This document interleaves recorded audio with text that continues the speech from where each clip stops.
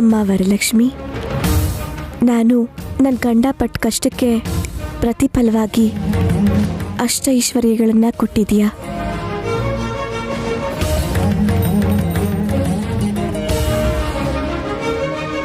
ಅತ್ತೆ, ಮಾವ, ಭಾವ, ಓರ್ಗಿತ್ತೀರು, ನನ್ನ ಮೈದ್ನ, ಚಿಕ್ಕಮ್ಮ, ಚಿಕ್ಕಪ್ಪ, ಹೀಗೆ ನಾನು ನೀನು ಅನ್ನೋ ಭೇದ ಭಾವ ಇಲ್ಲದೆ ಎಲ್ಲರೂ ಒಂದೇ ಮನೆಯಲ್ಲಿದ್ದೀವಿ. ಇದಕ್ಕಿಂತ ನಂಗಿನ್ನೇನು ಬೇಕು?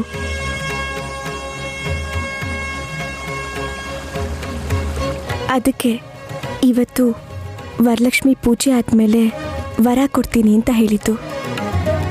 ನೀನು ನಮಗೆ ಕೊಟ್ಟಿರೋ ಈ ಪ್ರಸಾದನ ಈ ಮನೇಲಿರೋ ಇನ್ನೊಂದು ಸ್ತ್ರೀಗೆ ಒಪ್ಸೋಣ ಅಂದ್ಕೊಂಡಿದ್ದೀನಿ.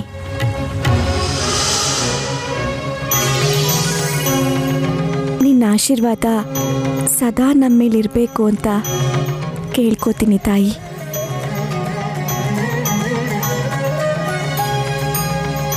ವರ ಅಂದ್ರೆ ಏನೋ ಗಿಫ್ಟ್ ಕೊಡ್ತೀಯಾ ಅನ್ಕೊಂಡಿದ್ದೆ ನೈನಿ.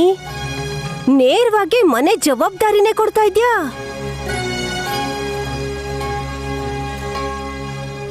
ಇಷ್ಟು ದಿನಕ್ಕೆ ಒಳ್ಳೆ ಯೋಚನೆನೇ ಮಾಡಿದ್ಯಾ. ತಾಯಿ ಆಗ್ತಾ ಇದೀಯಾ. ಡೆಲಿವರಿ ಟೈಮಲ್ಲಿ ಎಲ್ಲ ಜವಾಬ್ದಾರಿಗಳನ್ನ ನೋಡ್ಕೊಳಕ್ಕಾಗಲ್ಲ. ಸರಿಯಾದ ಸಮಯಕ್ಕೆ ಸರಿಯಾದ ನಿರ್ಧಾರನೇ ತಗೊಂಡಿದ್ಯಾ. ಬಾ, ಬರ್ತೀನತ್ತೆ. ನಿಮ್ಮ ಆಶೀರ್ವಾದನೂ ಬೇಕಲ್ಲ.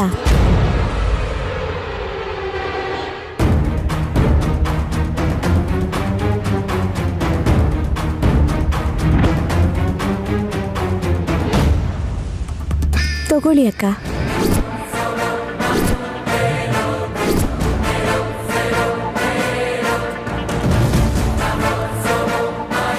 ನೈನಿ, ನನ್ನ ಕೈಗೆ ಯಾಕೆ ಕೊಡ್ತಿದ್ಯಾ? ಇನ್ನು ಮುಂದೆ ಈ ಮನೆ ಜವಾಬ್ದಾರಿ ನಿನ್ನ ಮೇಲೆ ಇರುತ್ತೆ.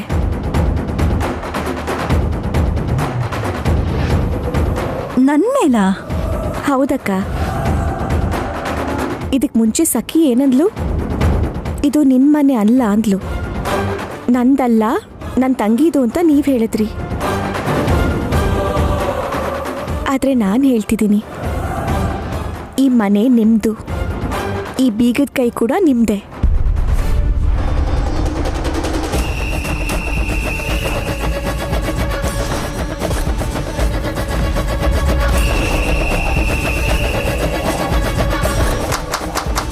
ಸೂಪರ್ ಅದ್ಗೆ. ಏಯ್, ಏನೋ ಸೂಪರು. ಸಾಮಾನ್ಯ ಜ್ಞಾನ ಇಲ್ದಾರ ಕಲಿ ಜವಾಬ್ದಾರಿ ಕೊಟ್ರೆ ಮನೆ ನಡ್ಸಕ್ಕಾಗಲ್ಲ. ಬ್ರದರ್, ಮನೆ ಚೆನ್ನಾಗಿ ನಡೀತಿಲ್ಲ ಅಂದ್ರೆ ಪರಿಸ್ಥಿತಿ ಚೆನ್ನಾಗಿಲ್ಲ ಅಂತ. ಮನೆ ನಡ್ಸಕ್ಕಾಗ್ತಿಲ್ಲ ಅಂದ್ರೆ ಮನೇಲಿರೋರು ಚೆನ್ನಾಗಿಲ್ಲ ಅಂತ. ನೀನು ನಿನ್ನ ಮನಸ್ಸಲ್ಲಿರೋ ಯೋಚನೆನ ಬದಲಾಯಿಸ್ಕೊ. ಹಾಸಿನಿ ಅತ್ತಿಗೆಗೆ ಏನೂ ಗೊತ್ತಿಲ್ಲ ಅಂತ ನೀನು ಅನ್ಕೊಂಡ್ರೆ ನಿನಗೆ ತಿಳ್ಕೊಳ್ಳೋ ಬುದ್ಧಿ ಇಲ್ಲ ಅಂತ ಅರ್ಥ. ಅವಳಿಗೆ ಇಷ್ಟೊಂದು ಲೆವೆಲ್ ಕೊಡ್ತಿದ್ದೀರಲ್ಲ, ನಿಮಗ್ ಬುದ್ಧಿ ಇಲ್ಲ ಅಷ್ಟೇ. ವಲ್ಲಭಾವ, ನಮಗೆ ಏನೂ ಗೊತ್ತಿಲ್ಲ ಅಂತಾನೆ ಅನ್ಕೊಳ್ಳಿ. ಗೊತ್ತಾಗದೆ ಹಾಸಿನಿ ಅಕ್ಕಗೆ ಎಲ್ಲ ವಹಿಸ್ಬಿಟ್ಟೆ ಅಂತಾನೆ ಅನ್ಕೊಳ್ಳಿ. ನಿಮಗಾಗೋ ನಷ್ಟ ಏನು?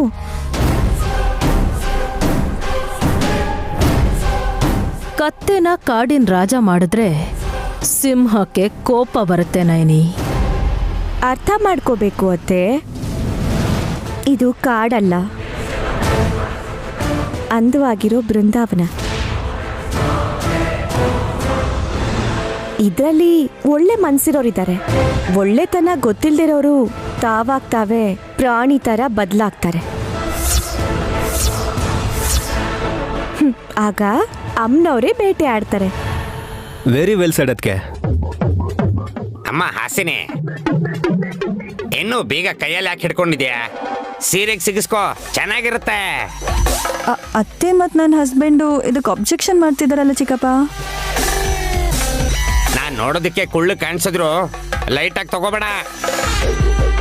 ವಯಸ್ಸಲ್ಲಿ ದೊಡ್ಡವನೇ, ನೀನು ಹಾಕೊಳ್ಳಮ್ಮ. ಸರಿ. ಹಸ್ಬೆಂಡು ಒಂದು ಫೋಟೋ ತೆಗಿತೀರಾ? ನಿನ್ ಮುಖ ತೆಗಿತೀನಿ. ಮುಖ ಮಾತ್ರ ತೆಗಿಬೇಡಿ, ಕೈಯಲ್ಲಿರೋ ಕೀಸ್ ಕೂಡ ಕಾಣೋ ತರ ತೆಗಿಬೇಕು. ಯಜಮಾನ್ರೆ ನೀವು ಫೋಟೋ ತೆಗೀರಿ. ನೀನು ಅತ್ತಿಗೆಗೆ ಬೀಗ ಕೊಡೋ ಶುಭ ಸಂದರ್ಭನ ಮೊಬೈಲಲ್ಲಿ ಕ್ಯಾಪ್ಚರ್ ಮಾಡ್ತೀನಿ ನಾನು. ರೆಡಿ ರೆಡಿ, ಕ್ಲಾಪ್ಸ್ ಹೊಡಿರಿ, ಕ್ಲಾಪ್ಸ್ ಕ್ಲಾಪ್ಸ್.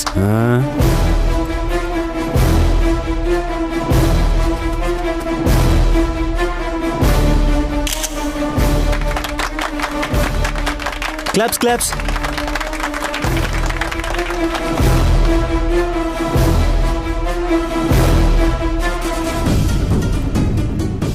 ವಾವ್, ಸಖತ್ತಾಗಿದೆ ಲುಕ್ಕು. ಮೈಸೂರು ಮಹಾರಾಣಿ ತರ ಇದ್ರೆ ಅದಕ್ಕೆ. ಹಾಗಾದ್ರೆ ನನ್ನ ಪಕ್ಕದಲ್ಲಿ ನನ್ನ ಗಂಡ ಇದ್ರೆ ಹೇಗೆ ಕಾಣಿಸ್ತಾರೋ ವಿಕ್ರಾಂತ್? ಹೇಯ್, ನಿನ್ ಪಕ್ಕದಲ್ಲಿ ಬಂದು ನಿಂತ್ಕೊಳ್ಳೋದಕ್ಕೆ ನನ್ನೇನು ಹುಚ್ಚ ಅನ್ಕೊಂಡಿದ್ಯಾ? ವಲ್ಲಭ, ನೀನ್ ಹೋಗಿ ಶೇರ್ವಾನಿ ಹಾಕೋ, ರಾಜನ್ ತರ ಕಾಣಿಸ್ತೀಯ. ಉತ್ತರ ಕುಮಾರ್ ತರ ಇರ್ತಾರೆ ಅತ್ತೆ ನಿಮ್ ಕುಮಾರ. ಬಾಯ್ ಮುಚ್ಚು. ವರಲಕ್ಷ್ಮಿ ಪೂಜೆ ಆದ್ಮೇಲೆ ವರ ಕೊಡ್ತೀನಿ ಅಂತ ಹೇಳಿ ನನ್ ಮಗನ್ನ ಇನ್ಸಲ್ಟ್ ಮಾಡಕ್ ನೋಡ್ತಿದ್ದೀರಾ?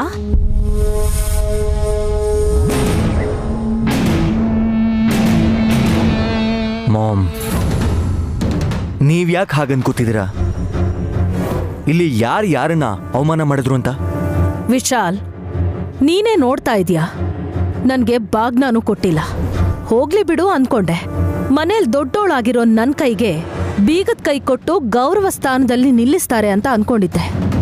ಆದ್ರೆ ಮಂಗನ್ ಕೈಲಿ ಮಾಣಿಕ್ಯ ಕೊಟ್ಟ ಹಾಗೆ ಅವಳ ಕೈಗೆ ಬೀಗದ ಕೈ ಕೊಟ್ಟು ಎಲ್ಲ ಜವಾಬ್ದಾರಿ ಅವಳಿಗೆ ಬಿಡ್ತಿದ್ದೀರಾ? ಮಾಮ್, ಬಾಗ್ನ ಬೇಕು ಅಂದ್ರೆ ಯಾವಾಗ ಬೇಕಾದ್ರೂ ತಗೋಬಹುದು, ಆದ್ರೆ ಬೀಗ ಬೇರೆಯವ್ರು ಕೊಡಕ್ಕಾಗಲ್ಲ. ನೈನಿ ಮಾಡಿದ್ದು ಒಳ್ಳೆ ಕೆಲಸ. ನೀವೇ ಸುಮ್ಮನೆ ಅಪಾರ್ಥ ಮಾಡ್ಕೋತಿದ್ದೀರಾ. ವಲ್ಲಭನು ಹೆಮ್ಮೆಯಿಂದ ಫೀಲ್ ಆಗೋದನ್ನ ಬಿಟ್ಟು ಫ್ರಸ್ಟ್ರೇಟ್ ಆಗ್ತಿದ್ದಾನೆ. ಸರಿ, ಅದಕ್ಕೆ ಏನೂ ಗೊತ್ತಿಲ್ಲ ಅಂತ ಅನ್ಕೊಳ್ಳೋಣ. ನಾಳೆ ತಿಳ್ಕೊತಾರೆ ಬಿಡಿ. ಇಷ್ಟಕ್ಕೂ ನೈನಿ ಏನು ಕಂಪ್ನಿ ಜವಾಬ್ದಾರಿ ಕೊಡ್ಲಿಲ್ವಲ್ಲ. ಕೊಟ್ಟಿರೋದು ಮನೆ ಜವಾಬ್ದಾರಿ ಮಾತ್ರ. ಮನೆ ಖರ್ಚಿಗೆ, ಪಾಕೆಟ್ ಮನಿಗೆ ಯಾರ್ಯಾರಿಗೆ ಏನೇನು ಕೊಡಬೇಕೋ ಅವ್ರು ಡಿಸೈಡ್ ಮಾಡಿ ಅನ್ನೆಸೆಸರಿ ಖರ್ಚುಗಳನ್ನೆಲ್ಲ ತಡೀತಾರೆ.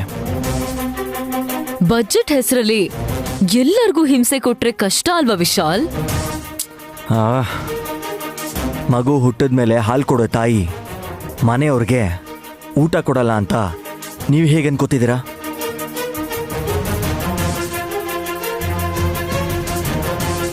ನಡೆಯೋದು ಒಳ್ಳೇದೇ ಅಂತ ಅನ್ಕೊಂಡ್ರೆ ನೆಗೆಟಿವ್ ಯೋಚನೆಗಳು ಬರೋದಿಲ್ಲ. ಅತ್ತೆ ನನಗೆ ಆಶೀರ್ವಾದ ಮಾಡಿ. ಏಯ್, ನೀನ್ ಅಲ್ಲೇ ಇರು. ನೋಡು ನೈನಿ, ಅತ್ತೆ ಆಶೀರ್ವಾದ ಮಾಡಲ್ವಂತೆ. ಯಾಕೋ ಬೇಜಾರ್ ಮಾಡ್ಕೊಂಡಿದ್ದಾರೆ ಅತ್ತೆ. ನಿಧಾನವಾಗಿ ಅರ್ಥ ಮಾಡ್ಕೋತಾರೆ ಬಿಡಿ ಅಕ್ಕ. ಸರಿಯಾಗಿ ಕೂತ್ಕೊಂಡು ಯೋಚಿಸಿದ್ರೆ ನನ್ನ ಸೊಸೆ ಈ ಮನೆ ನೋಡ್ಕೋತಾಳಲ್ಲ ಅಂತ ಸಂತೋಷ ಪಡೋದನ್ನ ಬಿಟ್ಟು ಕೋಪ ಮಾಡ್ಕೋತಿದ್ದಾರೆ.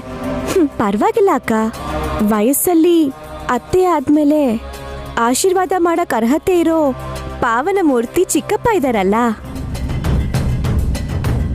ಯಾರು? ನನ್ ವಾಮನ್ ಮೂರ್ತಿ ಆಶೀರ್ವಾದ ಮಾಡ್ತಾರಾ? ಯಾಕೆ? ಅನುಮಾನನ ಆಶ್ಚರ್ಯನ?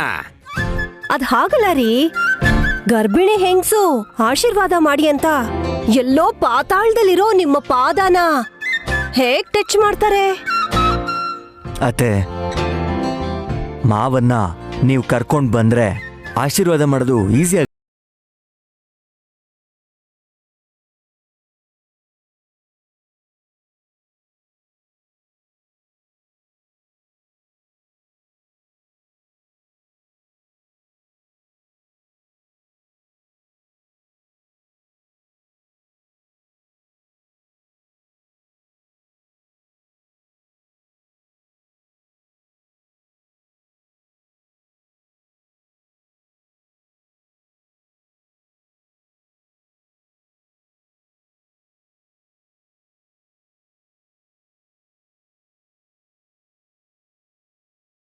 ಅಮ್ಮನ ರೂಪದಲ್ಲಿ ಪಾವನ ಮೂರ್ತಿ ಚಿಕ್ಕಪ್ಪ ಆಶೀರ್ವಾದ ಮಾಡಿದ್ರು. ನಿಮ್ ಮಾತು ನಿಜ ಆಗ್ಬೇಕು ಚಿಕ್ಕಪ್ಪ. ಅಕ್ಕ, ಅತ್ತೆ ಸಖಿ ಚಿಕ್ಕಮ್ಮಂಗೆ ಬಾಗಿನ ಕೊಡಕ್ಕ. ನಮ್ಗೇನ್ ಬೇಕಾಗಿಲ್ಲ. ಮಾಮ್, ಅವ್ರ ಮಾತು ಇದ್ದೇ ಇರತ್ತೆ ಹಾಸ್. ನೀವ್ ಆಶೀರ್ವಾದ ಮಾಡ್ರಿ.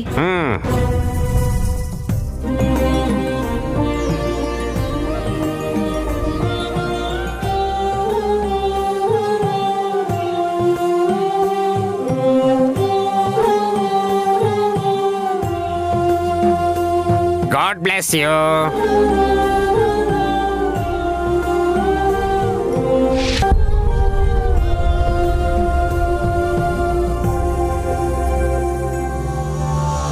ಐಮ್ ಸಾರಿ, ಮಾಮ್ ಇದ್ದಾರೆ ಅನ್ಕೊಂಡೆ. ನಿಮ್ ಅಣ್ಣ ಕೂಡ ಇದ್ದಾನೆ. ಬಾ ವಿಕ್ರಾಂತ್. ನೀವು ಕರೆದ್ರೆ ಅಂತ ಬಂದೆ ಮಾಮ್. ಏನ ನಾವು ಕರೆದ್ರೆ ಬರಲ್ವಾ? ಏನ್ ವಿಷಯ ಅಂತ ಹೇಳಿ. ಕತ್ಲಾಗೋಗಿದ್ಯಲ್ಲ ವಿಕ್ರಾಂತ್, ಎಲ್ಲಿಗೂ ಹೋಗೋ ತರ ಅರ್ಜೆಂಟ್ ಮಾಡ್ತಿದ್ಯಲ್ಲ ನೀನು. ಇವನು ಕೆಲಸ ಕೊಟ್ಟಿರೋ ಬಾಸು ನೈಟ್ ಡ್ಯೂಟಿ ಹಾಕಿದಾರೇನೋ. ಓಟಿ ಮಾಡಿದ್ರೆ ಎಕ್ಸ್ಟ್ರಾ ದುಡ್ಡು ಬರುತ್ತಲ್ವಾ? ಜೀವನ ಪೂರ್ತಿ ಮಾಡಿದ್ರು ವಿಶಾಲ್ ಬ್ರೋ ಮತ್ತೆ ನೈನಿ ಅದಕ್ಕೆ ಋಣ ತೀರ್ಸಕ್ಕಾಗಲ್ಲ ಬ್ರೋ. ಆದ್ರೂ ಸರಿ, ಸಂಬಳ ಕೊಡ್ತಿರೋದಕ್ಕೆ ಖುಷಿ ಪಡಬೇಕು. ಛೇ, ವಲ್ಲಭ ಸುಮ್ನಿರು. ನೋಡ್ಕಂದ, ನೀನ್ ಒಳ್ಳೆಯವನು ಅಂತ ನಯನಿ ಅವರು ನಂಬ್ತಾ ಇದ್ದಾರೆ. ನಿಜವಾಗ್ಲೂ ನೀನ್ ಒಳ್ಳೆಯವನೇ. ರಾಮಾಯಣದಲ್ಲಿ ಸುಮಿತ್ರನ್ ಹೊಟ್ಟೆಲ್ ಹುಟ್ಟಿದ ಲಕ್ಷ್ಮಣನೇ ಕಲಿಯುಗದಲ್ಲಿ ನನ್ ಹೊಟ್ಟೆಲ್ ಹುಟ್ಟಿದಾನೆ ಅಂತ ಅನ್ಕೋತೀನಿ. ಅಷ್ಟೇ ವ್ಯತ್ಯಾಸ. ನೀವೇನು ಅಂತ ನನಗೆ ಗೊತ್ತಲ್ವಾ ಮಾಮ್. ಆದ್ರೆ ನೀನೇನಂತ ಅರ್ಥ ಆಗ್ತಾ ಇಲ್ಲ. ನಯನಿಗೆ ಅಡ್ವೈಸ್ ಮಾಡೋ ನೀನು ವರ ಕೊಡ್ತೀನಿ ಅಂತ ಹೇಳಿ ನಯನಿ ಎಲ್ಲ ಜವಾಬ್ದಾರಿನೂ ಹಾಸಿನಿಗೆ ಕೊಡ್ತಿದ್ರೆ ಅದನ್ ತಡೀದೆ ಯಾಕೆ ಸುಮ್ಮನೆ ನಿಂತ್ಕೊಂಡಿದ್ದೆ? ಅದಕ್ಕೆ ಬ್ರೋ ಇಬ್ರು ಹೇಳಿದ್ರು ಅಲ್ವಾ ಮಾಮ್, ಒಲ್ಲ ಬ್ರೋ ಏನು ಮಾಡ್ದೇ ಇದ್ರು ಹಾಸಿನ ಅದಕ್ಕೆಯಿಂದ ಬದುಕ್ತಾನೆ ಅಂತ. ಅಂದ್ರೇನೋ ತಲೆ ಕೆಟ್ಟಿರೋ ಹಾಸಿನ ಅನ್ನ ಹಾಕಿದ್ರೆ ನಾನ್ ತಿನ್ಬೇಕಾ? ಭಿಕ್ಷೆ ಬೇಡ ಮಗ ಅಲ್ಲ ನಾನು. ಅದ್ರ ಬಗ್ಗೆ ನಾವು ಆಮೇಲೂ ಮಾತಾಡ್ಬೋದು ವಲ್ಲಭ್. ಮೊದ್ಲು ಆಂಟಿ ವಿಕ್ರಾಂತ್ನ ಯಾಕೆ ಕರೆದಿದ್ದಾರೆ ಅಂತ ಅವ್ರಿಗೆ ಹೇಳದಕ್ ಬಿಡು. ವಿಕ್ರಾಂತ್, ನಿನ್ ಹೆಂಡ್ತಿ ಸುಮನ ಸಾವಿಂದ ಪಾರಾಗಿದ್ದಾಳೆ. ಆ ಜವಾಬ್ದಾರಿನ ಅವಳಿಗೆ ಕೊಟ್ಟಿದ್ರೆ ರೇಷ್ಮೆ ಸೀರೆ ಉಡ್ತಿದ್ಲು, ಇಲ್ಲ ಅಂದ್ರೆ ಒಡವೆ ಹಾಕೋತಾ ಇದ್ಲು. ನಿನ್ನ ಸೂಟ್ ಬೂಟಲ್ ನೋಡಿ ಸಂತೋಷ ಪಡ್ತಿದ್ಲು. ಪುನರ್ಜನ್ಮ ಪಡೆದಿರೋ ಹುಡುಗಿಗೆ ಪಟ್ಟಾಭಿಷೇಕ ಮಾಡಿದ ಖ್ಯಾತಿ ನಿನಗ್ ಸಿಕ್ತಿತ್ತು. ಜವಾಬ್ದಾರಿನ ಹಾಸಿನಿ ಅದಕ್ಕೆ ಕೊಡದೆ ಸುಮನ ಕೊಡ್ಬೇಕು ಅಂತ ನೈನಿ ಅದಕ್ಕೆ ಹತ್ರ ಡಿಮ್ಯಾಂಡ್ ಮಾಡಿದ್ರೆ ಚೆನ್ನಾಗಿರುತ್ತೆ ಅಂತ ಹೇಳ್ತಿದ್ದೀರಾ? ಈಗ್ಲೂ ಇನ್ನೂ ಕಾಲ ಏನು ಮಿಂಚಿಲ್ಲ ವಿಕ್ರಾಂತ್. ನೀನ್ ಕೇಳಿದ್ರೆ ನೈನಿ ಇಲ್ಲ ಅನ್ನಲ್ಲ, ವಿಶಾಲ್ ಕೂಡ ಒಬ್ಜೆಕ್ಟ್ ಮಾಡೋದಿಲ್ಲ. ನಾನು ಕೇಳಲ್ವಲ್ಲ. ನಾನು ಹೇಳದ್ನಲ್ಲಮ್ಮ, ಸೀತೆ ಮುಂದೆ ಲಕ್ಷ್ಮಣ ಗೆರೆ ಎಳೆಯೋದಿರ್ಲಿ, ಇವನೇ ಗೆರೆ ಎಳ್ಕೊಂಡು ಬದುಕ್ತಿದ್ದಾನೆ ಅಂತ. ಹೀಗೆ ಇದ್ರೆ ಫ್ಯೂಚರಲ್ಲಿ ಶೇವ್ ಮಾಡ್ಕೊಳ್ಳೋದಕ್ಕೆ ಬ್ಲೇಡ್ ಕೂಡ ತಗೊಳ್ಳೋದಕ್ಕಾಗಲ್ಲ ಕಣೋ. ಗಡ್ಡ ಬೆಳೆಸ್ಕೊಂಡ್ರೆ ಸನ್ಯಾಸತ್ವಕ್ಕೆ ಹೋಗ್ತೀನಿ, ಸರಿನಾ? ಇಂಥವನ್ಗ ಮಾಮ್ ನೀವು ಬುದ್ಧಿ ಹೇಳೋದು ಕರ್ಸಿರೋದು? ಅಷ್ಟಕ್ಕೂ ನಿನ್ನ ಪ್ರಾಬ್ಲಮ್ ಏನೋ ನನಗೆ ಅರ್ಥನೇ ಆಗ್ತಿಲ್ಲ. ವಿಕ್ರಾಂತ್, ಹೆತ್ತ ತಾಯಿಯಾಗಿ ಹೇಳ್ತಾ ಇದ್ದೀನಿ, ದೀಪ ಬೆಳಗ್ತಿರೋವಾಗ್ಲೇ ಮನೇನ ಸರಿ ಮಾಡ್ಕೋಬೇಕು ಅನ್ನೋದು ಹಳೇ ಮಾತು. ಅದನ್ನೇ ನಾನು ಹೊಸದಾಗಿ ಹೇಳ್ಬೇಕು ಅಂದ್ರೆ, ಸುಟ್ಟು ಹೋದ್ರೂ ಪರವಾಗಿಲ್ಲ, ಆ ಬೆಳಕಲ್ಲೇ ನಮ್ ಸ್ವಾರ್ಥನ ಸಾಧಿಸ್ಬೇಕು ಕಣೋ. ಇವತ್ತು ಚೆನ್ನಾಗಿರೋ ಅಂತವ್ರು ನಾಳೆ ದಿನ ಮನ್ಸ್ ಬದಲಾಯಿಸ್ಬೋದು. ಮಕ್ಳು ಹುಟ್ಟಿದ್ಮೇಲೆ ಸ್ವಾರ್ಥ ಜಾಸ್ತಿಯಾಗಿ ನಿಂದು ನಂದು ಅನ್ನೋ ಡಿಫರೆನ್ಸಸ್ ಬರಬಹುದು. ಬಂದ್ರೆ ಬರ್ಲಿ ಮಾ. ನೈನಿ ಅದಕ್ಕೆ ವಿಶಾಲ್ ಬ್ರೋ ಸ್ವಯರ್ಜಿತ ಇದು. ಅವ್ರಿಗೆ ಇಷ್ಟ ಬಂದಾಗ ಯೂಸ್ ಮಾಡ್ಕೊಳ್ಳೋ ಹಕ್ಕು, ಹೆಂಗಂದ್ರೆ ಹಂಗೆ ನಮಗೆ ಖರ್ಚು ಮಾಡ್ಬೇಡ ಅಂತ ಹೇಳೋ ಅಧಿಕಾರ ಅವ್ರಿಗಿದೆ ಮಾಮ್. ಅಂದ್ರೆ ಎಲ್ಲಾ ಜವಾಬ್ದಾರಿ ಹಾಸಿನಿನೇ ನೋಡ್ಕೊಳ್ಳಿ ಅಂತಿದ್ಯಾ ಅಲ್ವಾ? ಅವ್ರ ಹತ್ರನೇ ಇರಬೇಕು. ವಲ್ಲಭ ಬ್ರೋ ಇವಾಗ ಏನಾದರೂ ಬದಲಾದ್ರೆ ಹಾಸಿನಿ ಅದಕ್ಕೆ ಗಂಡ ಅಂತ ಅನಿಸ್ಕೊಳ್ಳೋದ್ರ ಜೊತೆಗೆ ಗಂಡ್ಸು ಅಂತನೂ ಅನ್ಸ್ಕೋತಾನೆ. ವಲ್ಲಭ ಬಿಟ್ಬಿಡು. ನನ್ನ ಹೊಡಿಬೇಕು ಅನ್ನೋಷ್ಟು ಕೋಪ ಬಂದಿದ್ರು ಬ್ರದರ್ಗೆ ಒಂದು ಚಿಕ್ಕ ಸಜೆಷನ್ ಕೊಟ್ಟು ಹೋಗ್ತೀನಿ ಮಾಮ್. ಇದೇ ಕೋಪನ ರೋಷಕ್ಕೆ ಬದಲಾಯಿಸಿದ್ರೆ ರೆಸಿಸ್ಟೆನ್ಸ್ ಜಾಸ್ತಿ ಆಗುತ್ತೆ, ಕಷ್ಟಪಡ್ಬೋದು, ನಷ್ಟ ಆಗೋದೇನೂ ಇಲ್ಲ.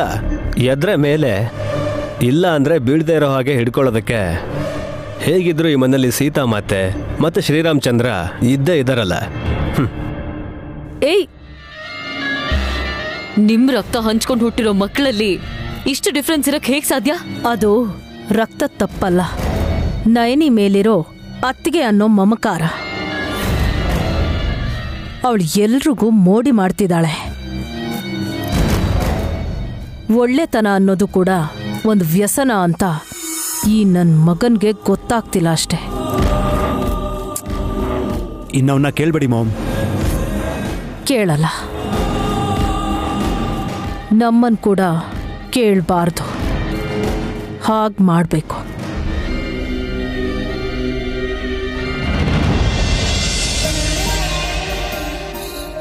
ಯಜಮಾನ್ರೆ. ಹಲೋ, ಏನ್ ತಗೊಂಬಂದಿದ್ಯಾ ಮತ್ತೆ? ಹಾಲು ಯಜಮಾನ್ರೆ. ಬೇಡ ನನಗೆ. ಯಾಕೆ? ಹಾ, ನೀನ್ ಮಾಡಿರೋ ಅಡ್ಗೆನೆಲ್ಲ ನಾನು ಒಂದು ಬಿಡದೆ ತಿಂದಿದ್ದೀನಿ. ವಾಂತಿ ಮಾಡಿದ್ರೆ ನೀನ್ ಬೇಜಾರಾಗ್ತೀಯ ಅಂತ ನುಂಗ್ತಾ ಇದ್ದೀನಿ. ಅಷ್ಟು ತಿಂದ್ರಾ? ಹಾ, ಖುಷಿಯಾದಾಗ ಎಲ್ರು ಹೊಟ್ಟೆ ತುಂಬ ಯಾಕೆ ತಿಂತಾರೆ ಅನ್ನೋ ವಿಷಯ ನನಗೆ ಇವಾಗ ಅರ್ಥ ಆಗ್ತಾ ಇದೆ. ನಿಮ್ ಸಂತೋಷಕ್ಕೆ ಏನ್ ಕಾರಣ ಅಂತ ನನ್ಗೂ ಹೇಳಿದ್ರೆ ಚೆನ್ನಾಗಿರುತ್ತಲ್ವಾ? ಹಾ, ಹೇಳ್ಬೇಕು ಅಂತಲೇ ನಿನ್ಗೋಸ್ಕರ ಆಗ್ಲಿಂದ ಕಾಯ್ತಾ ಇದ್ದೀನಿ ನಾನಿ. ಒಂದು, ಹಾಸ್ನಿ ಅತ್ತಿಗೆಗೆ ಮನೆ ಜವಾಬ್ದಾರಿ ನಿರ್ವಹಿಸಿ ಅಂತ ಮನೆ ಬೀಗ ಕೊಟ್ಟಿದ್ಯಾ. ಹೌದು ಯಜಮಾನ್ರೆ. ಅವ್ರನ್ನ ಕೇವಲವಾಗಿ ನೋಡ್ತಿದ್ದವರೆಲ್ಲ ಈಗ ಅವ್ರ ಬುದ್ಧಿವಂತಿಕೆನ ನೋಡಿ ಅವ್ರ ಜೊತೆ ಚೆನ್ನಾಗಿ ನಡ್ಕೋತಾರೆ. ನಾನು ಹಾಗೆ ಅನ್ಕೋತಿದ್ದೇನೆ. ಎರಡನೇ ಕಾರಣ ಕೂಡ ಹೇಳ್ಬಿಡಿ. ಭೂಷಣ್ ಅಡ್ರೆಸ್ ಸಿಕ್ಕಿದೆ ನನಗೆ. ನೈನಿ, ಏನಾಯ್ತು ನೈನಿ? ಖುಷಿ ಆಗ್ತೀಯ ಅಂತ ಅನ್ಕೊಂಡ್ರೆ ಹಿಂಗ್ ಬ್ಲ್ಯಾಂಕ್ ಆಗ್ಬಿಟ್ಟಿಯಲ್ಲ. ಓ, ಅಮ್ಮನ್ ಸಾವು ಕಾರಣ ಆಗಿರೋ ಕ್ರಿಮಿನಲ್ ಸಿಕ್ಕಿದ್ರೆ ನಾನು ಕೋಪ ಮಾಡ್ಕೊಳ್ದೆ ಆರಾಮಾಗಿ ಹೇಳ್ತಾ ಇದ್ದೀನಿ ಅಂತ ನೋಡ್ತಾ ಇದೀಯಾ? ಇಷ್ಟು ವರ್ಷಗಳಾದ್ಮೇಲೆ ಅವನನ್ನ ಹಿಡಿಯೋ ಅವಕಾಶ ಬಂದಿದೆ ಅಂತಂದ್ರೆ ಅಮ್ಮನ ಆತ್ಮಕ್ಕೆ ಶಾಂತಿ ಸಿಗೋ ಹಾಗೆ ನಾನು ಮಾಡಕ್ ಹೊರಟಿರೋದಕ್ಕೆ ಮಗನಾಗಿ ಇವಾಗ ನನಗೆ ತುಂಬಾ ಹೆಮ್ಮೆ ಆಗ್ತಿದೆ. ನನ್ನ ಹೆಂಡತಿಯಾಗಿ ಇವಾಗ ನೀನು ಕೂಡ ನನ್ನನ್ನು ಅಪ್ರಿಷಿಯೇಟ್ ಮಾಡ್ತಾ ನನಗೆ ಸಪೋರ್ಟ್ ಮಾಡು ನೈನಿ. ಏನ್ ನೋಡ್ತಾ ಇದೆಯಾ? ಎಲ್ಲಿ ನಿನ್ ಕೈ ಕೊಡು. ಕೊಡು ನೈನಿ. ಬಳೆನ ಈ ರೀತಿ ಹಿಂದೆ ಸರಿಸಿ ನಿನ್ ಕೈ ನಿಟ್ಟು ಬಾಗಲ್ ತಟ್ಟದಂಗೆ ತಟ್ಟಿದ್ರೆ, ಪ್ರೀತಿಯಿಂದ ಈ ರೀತಿ ನನಗೆ ಬೆನ್ ತಟ್ಟಿದ್ರೆ ಸಾಕು, ನಾನು ಸಾಧಿಸ್ದಂಗೆ. ಅಡ್ರೆಸ್ ಸಿಕ್ಕಿದೆ ಅಂದ್ರೆ ಯಜಮಾನ್ರು ಭೂಷಣ್ ಮನೆ ಖಂಡಿತ ಹೋಗ್ತಾರೆ. ಅವ್ರು ಸಿಕ್ಬಿಟ್ರೆ ತಿಲೋತ್ತಮ ಅತ್ತೇನೋ ಸಿಕ್ಕಾಕೊಂಡಂಗೆ. ಗಾಯತ್ರಿ ಅಮ್ಮವ್ರ ಪ್ರತೀಕಾರನ ಯಜಮಾನ್ರು ತೀರ್ಸ್ಕೊಳ್ಳೋದು ಅವ್ರಿಗಿಷ್ಟ ಇಲ್ಲ ಅಲ್ವಾ? ಅಮ್ಮವರೇ ಹುಟ್ಟಿ ಆ ರಾಕ್ಷಸಿಗೊಂದು ಗತಿ ಕಾಣಿಸ್ಬೇಕು ಅನ್ಕೊಂಡಿದ್ದಾರಲ್ವಾ?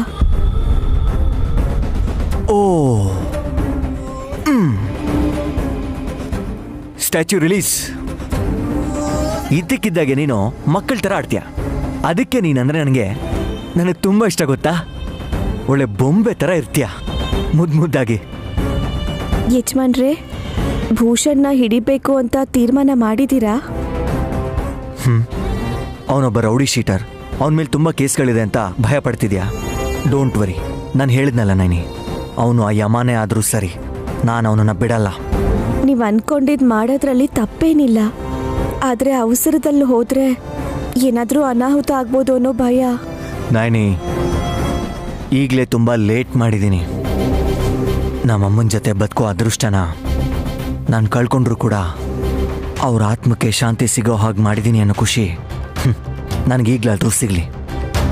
ಆಗ ನಾನು ಹಾಯಾಗಿ 2 ನಿಮಿಷ ಕಣ್ಮುಚ್ಕೊಂಡು ಮಲಗಿದಾಗ ಅಮ್ಮ ಶಬಾಷ್ ಮಗನೆ ಅಂತ ಬೆನ್ ತಟ್ತಾರೆ. ನಾಳೆ ಬೆಳಗ್ಗೆನೆ ಭೂಷಣ್ನ ಹಿಡಿಯೋ ಆಪರೇಷನ್ನ ಸ್ಟಾರ್ಟ್ ಮಾಡ್ತೀನಿ. ಇನ್ನೂ ಏನು ಯೋಚನೆ ಮಾಡ್ತಿದ್ಯಾ? ಹೋ, ನೀನು ತಂದಿರೋ ಹಾಲು ಕುಡಿಲಿಲ್ಲ ಅಂತನಾ? ಕುಡಿತೀನಿ. ಹ್ಯಾಪಿ?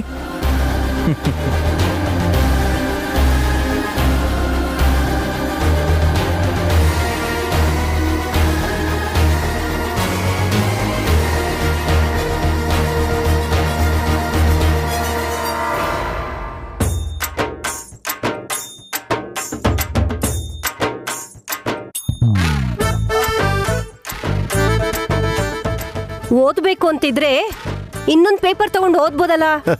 ತಗೊಳ್ಳಿ, ಕಾಫಿ ಕುಡಿ. ತಗೋಣ.